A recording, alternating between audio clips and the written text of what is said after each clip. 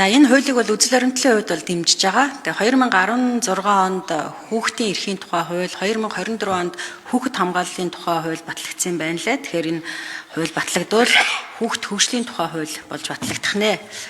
Ер нь бол түрүүн бас гişүүд хэлж байна. Өнөөдөр одоо хүүхдэд зарцуулж байгаа 100 мянган төгрөг бол ерөнхийдөө судалгаагаар өрхийн одоо амжиргаанд зарцуулагдаад байна. Хүүхдийн яг тэр оюуны хөгжил, бие бэлтрийн хөгжил, урлаг спортоор одоо хичээлэх энэ боломжийг энэ 100 мянган төгрөгөөр бол энд бол зарцуулагдахгүй байна гэдэг нь бол тогтоогдсон тийм.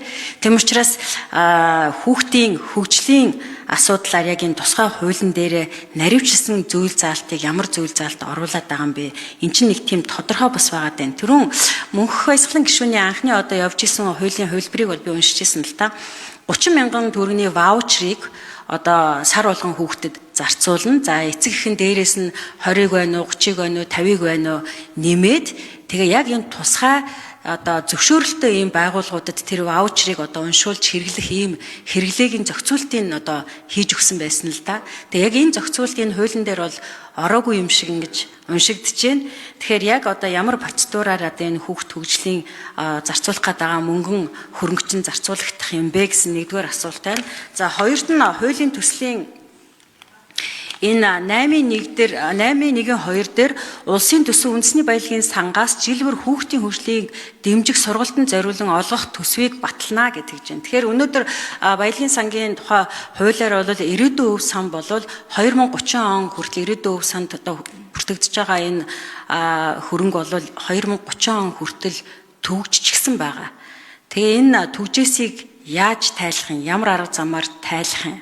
За хуримтлалын санд бол мэдээж хэрэг тодорхой хэмжээний хуримтлал бий болж байгаа. Энийг бол захиран зарцуулах нь бол хуулиар одоо заагаад өгсөн байгаа. Хөгжлийн санд бол ер нь 0 бичлэлттэй ингэж явж байгаа одоо өнгөрсөн хугацаанд тий. Тэгэхээр яг энэ бодитойгоор би бол яг энэ хуулийг дэмжиж гин батлагдчихаасаа гэж бодож гин. Гэхдээ яг ингээд төсөв санхүүтэй одоо ороод тэгээд дээрээс нь бүр энэ баялагын сангийн ирээдүйн өв сантай ингээд холбогдоод ингээд тавьчихаар энэ хууль маань одоо бас батлагдах болов гэж бас санаа зовж байна л да. Тэгэхээр ямар арга замаар ирээдүйн өв сан баялагын сангийн тухай хуульд өөрчлөлт оруулаад тэгээд 2030 он хүртэл төгжсөн. Тэгээд энэ гадаадын банкуудад 4-5% хүүтэйгээр байршуулсан нэлээд бас хатуу зохицуулттай байгаа бах гэж бодож байна. Тэгэхээр энэ дээр та бүхэн судалгаа хийсэн үү? Ер нь бол хүүхэд бол маш сониуч байдаг хүүхэд наснда тий. Тэгэхээр энэ сониуч занг одоо сониуч зантай байдаг, маш их энергитэй байдаг. Тэгэхээр энэ энерги, энэ сониуч занг нь мэдээж урлаг спорт, оюуны спорт, за бие бэлтрийн спорт одоо хандуулах ийм одоо тусгай одоо төрийн бодлого явагдах ёстой гэдэг дээр бол би санал нэгдэж байна. Тэгэхээр энэ хоёр асуултанд хариулт аваад тэгээд тодруулъя.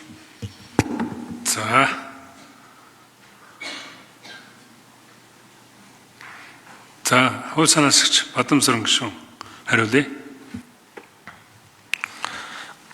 Тэг нөгөө яг хууль дээр одоо хэдэн төгрөг гэж батлах бол боломжгүй байгаа. Тэгээ хүүхдийн эрхийн тухай одоо хүчин төгөлдөр мөрдөж байгаа хууль дээр нэг хүүхдэд ноогдох одоо хүүхд хөгжүүлэх үйлчилгээний зардал нормативын хэмжээг санхүүгийн асуудал хариуцсан төрийн захиргааны төв байгууллага буюу сангийн яам, боловсролын яам, хүүхдийн асуудал хариуцсан гэр бүл одоо хөдөлгөөн нийгмийн хамгааллын яамны сайд хамтарсан тушаалаар баталдаг.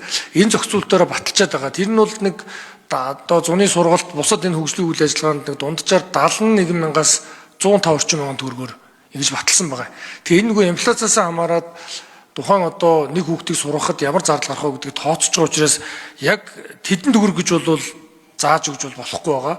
Таны ярьж байгаа одоогоос 2-3 жилийн өмнөхэд дорнодод эхэлсэн 23 онд эхэлсэн энэ төсөлдөд яг одоо 30 мянган төгрөгийг аймгийн орон нутгийн хөгжлийн сангаас одоо дэмжлэг олгож эцэг их нь 20 мянган төгрөг гаргаж ирсэн. Одоо тэгэхээр энийг бол цаашид яг ийм хүртээмжтэй болгохын тулд инфляцтай үеидүүлээ жоохон нэмэгдэх байхаа гэж бид нар бол энэ харж тооцоогоо бол одоо улсаас үзүүлэлт дэмжлэгийн 50 мянган төгрөг гэж гаргаж байгаа. Тэгэхээр эцэг их талаасаа бас тодорхой мөнгө гаргахаар ингэж одоо урьдчилан байдлаар тооцож байгаа. Тэгээд нөгөө хүүхдийн эрхийн тухай хуулийг ишлэл болгоо авсан байгаа байхгүй энэ дээр хүүхдийн эрхийн тухай хууль дээр тэр 3 сайд хамтарч батлах зохицуулт нь өөрөө байгаа учраас хуульччин учраас энэгээрээ одоо явъя гэд. Нэгдүгээр таны асуултанд хоёрдугаарт нь сая ингээд нөгөө хүүхдийн төлөө фондод ингээд 29 тэрбум төгрөг байна л гэж байна.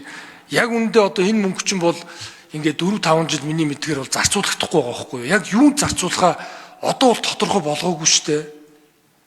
мөнгө нь байгаад байдаг юунд зарцуулах тодорхой болоогүй.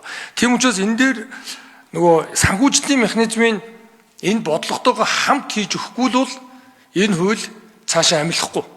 Энэ яг амин сүнс нь энэ болчиход байгаа. Тэгээ ирээдүйн өв сан гэдэг бол улсын хурлын одоо хууль батлан бүрэн эрхийн асуудал.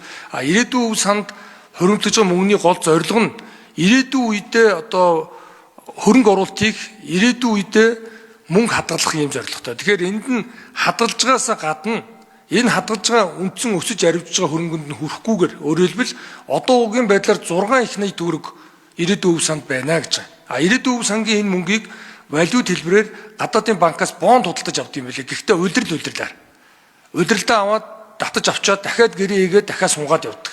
Тэгэхээр энэ мөнгө нь бол ингээд байж байгаа. Яг энэ гадаад зээлжих одоо зэрэглэлд нөлөө үзүүлдэг валютын сангийн нөөцөд ордог хэдий боловч хүнд жилдээ одоогийн байдлаар энэ 26 онд гэхэд хүнд нь 200 гаруй тэрбум төгрөг төвлөрнө.